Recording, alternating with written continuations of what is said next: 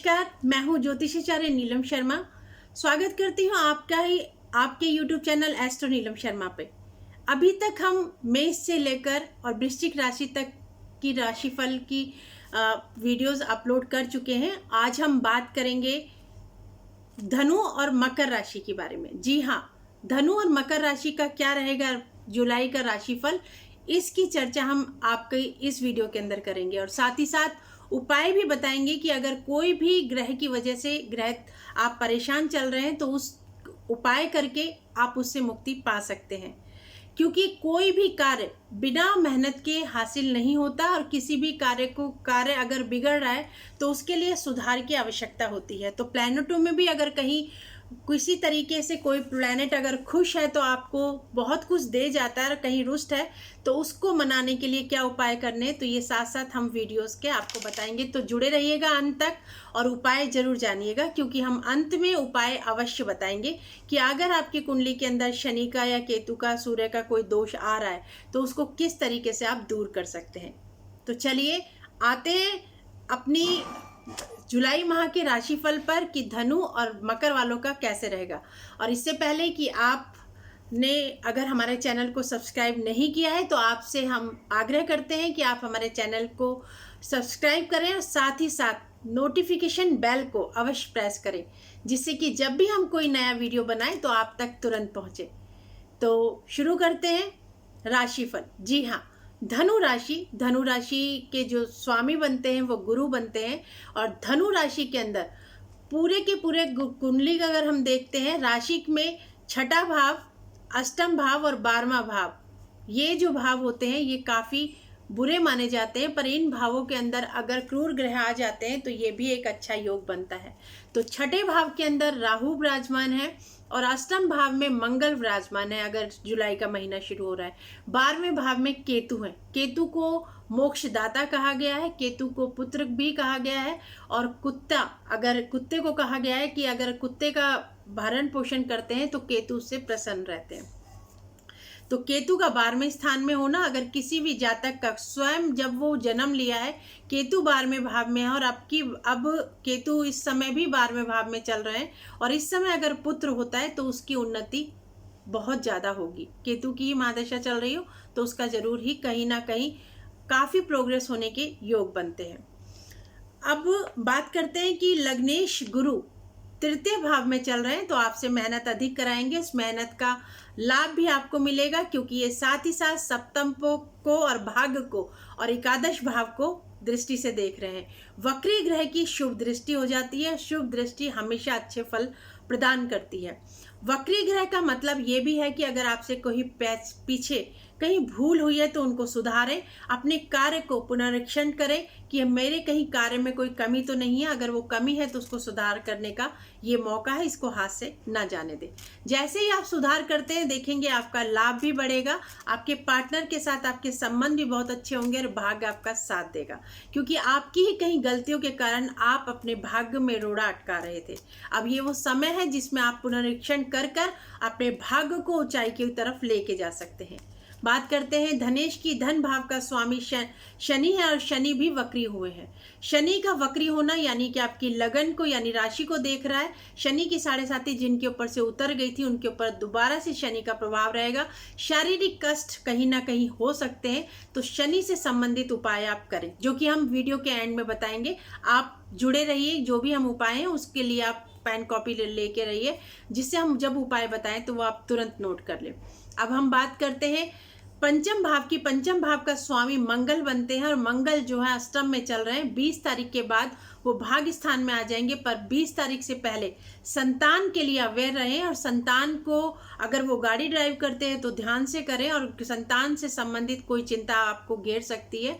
और पर मंगल अगर अष्टम में है तो वो आपके वाणी भाव को देख रहे हैं। वाणी आपकी कहीं ओजवान बनाएंगे और धन के मार्ग खोलेंगे, धन की संभावना अच्छी करेंगे। कहीं ना कहीं से रुका हुआ धन आपको प्राप्त होगा, क्योंकि वो उच्च की दृष्टि रहेगी। आपकी आयु भाव पर मंगल बैठे, मांगलिक दोष जरूर बनता है। और तृतीय भाव पर मंगल की भी दृष्टि पड़ती है। मंगल और गुरु का भी योग बनता है तृतीय भाव के ऊपर। तो यहाँ पर आपके छोटे बहन भाइयों के साथ भी आपके जो संबंध है उन पर गौर करने की आवश्यकता आपको अवश्य रहेगी। अब बात करते हैं हम छठे भाव के स्वामी की। छठे भाव पर राहु विराजमान है, राहु के साथ बुध है और बुध 7 तारीख को राशि परिवर्तन कर कर सप्तम भाव पर आने वाले हैं। सप्तम भाव पर जब बुध आएंगे तो बुध आदित्य योग बनेगा, तो आपको कहीं ना कहीं से सरकार से या कहीं अच्छे सहयोग मिलने के योग बनते हैं। और अगर अभी तक आपकी कहीं शादी नहीं हुई है तो शादी के प्रपोजल आएंगे, तो कहीं किसी उच्च परिवार से, उच्च घराने से आने के योग बनते हैं। राजनीतिक परिवार से भी आ सकते हैं। बुध आदित्य योग यहाँ पर बन रहा है और साथ ही साथ उसको गुरु देख रहे हैं। पर बुध आदित्य योग आपका जो है 16 तारीख तक ही बनेगा। 16 तारीख के बाद बुध अकेले रह जाएंगे, पर गुरु की दृष्टि रहेगी, तो आपका कहीं ना कहीं पार्टनर के साथ बहुत ही मधुर संबंध रहेंगे। सूर्यदेव जो है अष्टम स्थान के अंदर आ जाएंगे, तो यहाँ पर आकर वो अपने जो भाग्य स्थान का स्वामी अष्टम में आएगा, यहाँ थोड़ी सी कमी करते हुए नजर आ रहे हैं। पर भाग्य स्थान पे मंगल और शुक्र का योग, बुद्धि और लाभेश अगर भाग्य के अंदर बैठेंगे तो यहाँ एक बहुत ही अच्छा योग निर्मित हो रहा है, जिस पे गुरु की दृष्टि रहेगी, तो आपको भाग्य के द्वारा प्रोग्रेस मिलने के योग बनते हैं। यहाँ आपसे एक बात जरूर कहना चाहेंगे, क्योंकि जब आप कोई भी कार्य कर रहे हैं तो उसमें अगर आप अपना पूर्ण 100% देते हैं तो उसका फल भगवान भी नहीं रखते, वो आपके कर्मों का फल आपको अवश्य मिलता है। आप यहाँ बात करेंगे कि दसम भाव के ऊपर, यानी 6 नंबर की जो राशि आती है आपके दसम भाव पर, उसके ऊपर शुक्र की राहु की दृष्टि है। राहु की दृष्टि होने के कारण कहीं ना कहीं आपको कुछ ऐसे रहस्य हैं आपके काम को लेके, जो गूढ़ रहस्य, जो आपको इस समय समझ में आएंगे और उस अपने काम के अंदर और प्रखरता आएगी और आप काफ़ी प्रोग्रेस कर पाएंगे। अब बात करते हैं एकादश यानी 11वें भाव की। 11वें भाव का स्वामी भाग्य के अंदर बैठा है और भाग्य को गुरु देख रहे हैं 9वीं दृष्टि से। तो सोचिए कितना अच्छा सुंदर योग बन रहा है कि लाभेश को गुरु की दृष्टि प्राप्त है और लाभेश भाव को खुद गुरु देख रहे हैं, तो आपके लाभ को कोई भी नहीं रोक पाएगा। तो पर इसके बाद ये चीज़ ध्यान रखिए कि हर ग्रह की दृष्टि भी होती है, उन दृष्टियों का प्रभाव आपको उतना ही मिलता है जिस तरीके से ग्रह आपको दे रहे हैं। शनि की तीसरी दृष्टि आपके परिवार पर आ रही है, यानी माँ भाव पर आ रही है, माँ के सुख पे आ रही है, जमीन जायदाद गाड़ी पे आ रही है। वक्री है तो आपको कहीं पुनर्निरीक्षण करने की ज़रूरत है। आपकी गाड़ी अगर ख़राब हो रही है तो देखिए क्या प्रॉब्लम्स है। माँ के साथ रिलेशन ख़राब है तो ये भी सुधरने के योग बनते हैं। घर में किस वजह से अशांति है, कहीं पर भी कहीं स्टोरेज या कहीं डम सामान तो नहीं पड़ा, उसको आप साफ करेंगे तो जिस तरीके से किसी भी चीज़ को अगर हम ध्यान से उसको मेंटेनेंस करेंगे तो उसका हम लाभ ले पाएंगे। तो शनि की वक्री दृष्टि का मतलब ही यही है कि कोई ना कोई हमसे अगर त्रुटि हुई है तो उसको अवश्य सुधारें। तो ये रहा हमारा धनु राशि का राशिफल। अब बात करते हैं मकर राशि की। मकर राशि के स्वामी बनते हैं शनि, और शनि देव स्वयं आपके ही लगन के अंदर, राशि के अंदर विराजमान है। वक्री है, वो विदेश स्थान यानी कि अपने से 12वें भाव को भी देख रहे हैं। यहाँ पर आपको सोचने की जरूरत है कि आपको कहीं ना कहीं विदेशों से लाभ होने की संभावना बनती है, और आपके मान सम्मान को शनि यहाँ पर जरूर बढ़ाएंगे, क्योंकि शनि कोई भी ग्रह अगर अपनी राशि का बैठा होता है तो वहाँ पर एक राजयोग निर्मित करता है, और शनि तो अपनी राशि में बैठ के शश नाम का राजयोग बना रहे हैं, जो आपके लिए काफ़ी उत्तम रहेगा। अब बात करते हैं हम द्वितीय भाव। द्वितीय भाव पर स्वयं गुरुदेव विराजमान है और वक्री अवस्था में है। वहां से उनकी दृष्टि कर्म भाव पर है। कर्म भाव पर आपकी जो दृष्टि है वो 7 नंबर की राशि आ रही है, तुला आ रही है, वहां पर कर्म को देख रहे हैं, तो कर्म भाव को बहुत अच्छा कर रहे हैं। और कर्म भाव का जो स्वामी है वो शुक्र है, और शुक्र जो है वो 17 तारीख के बाद से 5 नंबर राशि के अंदर होंगे, तो वो भी गुरु की दृष्टि के अंदर होंगे। तो आपके काम में एकदम से प्रोग्रेस होती हुई आपको नजर आएगी। मंगल जो है राशि परिवर्तन करेंगे, क्योंकि वो सप्तम में चल रहे हैं। यहाँ पति पत्नी के बीच में तकरार होने का योग बनता है। और शुक्र, अगर लड़के हैं तो उनकी पत्नी को कहीं ना कहीं स्वास्थ्य खराब या पत्नी के साथ मतभेद होने के आसार हैं, तो उसको सुधार करने की आवश्यकता है। थोड़ा सा संयम बरतें, और अगर उनकी हेल्थ खराब है तो उन पे ध्यान अवश्य दें। जब मंगल और शुक्र राशि परिवर्तन कर लेंगे तो मांगलिक योग तो आपकी कुंडली में अभी भी बन रहा है। जिनकी कुंडली के अंदर मांगलिक दोष है, पहले भी है मांगलिक योग और इस समय भी बन रहा है, तो यहाँ पर आप अपने आवेश पे कंट्रोल रखें, संयम रखें। संयम रख के आप अपने बिगड़े हुए कार्य को बना सकते हैं। अब हम बात करते हैं किस तरीके से पंचम भाव का स्वामी, आपका जो स्वामी बनते हैं वो बुध बनते हैं। पंचम भाव के जो पे राहु की दृष्टि है, राहु बैठे हुए हैं और वो भाग्य के ऊपर दृष्टि दे रहे हैं आपके। तो भाग्य के ऊपर 6 नंबर की राशि है, तो वो स्वराशि, अगर देखा जाए तो राहु की राशि बोली जाती है। तो राहु का यहाँ बैठना भी आपको कोई बहुत ज़्यादा नुकसान नहीं देगा, पर संतान, अगर गर्भवती महिलाएं हैं तो अपने संतान के बारे में एक चेकअप जरूर करवाते रहें।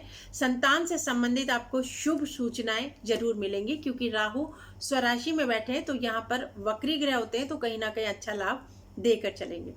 और हम बात करते हैं सुख साधन की, क्योंकि यहाँ पर हम बात करेंगे सुख साधन अगर आपके अच्छे हैं तो आपको सुख की अनुभूति हो ये नहीं है। आनंद आ सकता है, सुख आपको आनंद नहीं आ सकता, सुख मिल सकता है। आनंद के लिए आपको घर के रिलेशन, माँ के साथ घर में सुख साधन होने के बावजूद भी अगर खराब है, 20 तारीख तक मंगल जो नीच के चलेंगे तब तक मन अशांत रहेगा, पर जैसे ही मंगल राशि परिवर्तन करेंगे तो यहाँ पर एक अच्छा योग बन रहा है। मंगल अष्टम में बैठकर आपको वाणी में ओज देंगे, क्योंकि आपकी वाणी को देखेंगे और वाणी को देखने की वजह से आपके अंदर एक बोलने की कला आएगी और आपका मान सम्मान भी बढ़ेगा। तो ये रहा आपका धनु और मकर राशि का राशिफल। और साथ ही साथ जैसा कि हमने कहा कि हम उपाय जरूर बताएंगे। केतु अगर किसी का भी खराब है तो वो कोशिश करे कि स्ट्रीट डॉगों को भोजन अवश्य प्रोवाइड कराए, या उनको कोई बीमार है तो उनको मेडिसिन जरूर दिलवाए, तो केतु हमारा सही होगा। और साथ ही साथ पुत्र के साथ संबंध अच्छे रखें।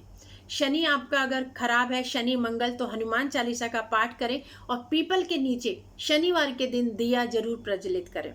और सूर्य देव को खुश करने के लिए आपके लिए उपाय है कि आप सुबह सूर्योदय से पहले उठें और सूर्य भगवान को प्रणाम करें, जिससे कि आपके कोई कार्य अगर रुक रहे हैं, प्रोग्रेस नहीं हो रही, तो आप देखिएगा 43 दिन करके देखिए, आपको लाभ सामने सामने नजर आएगा।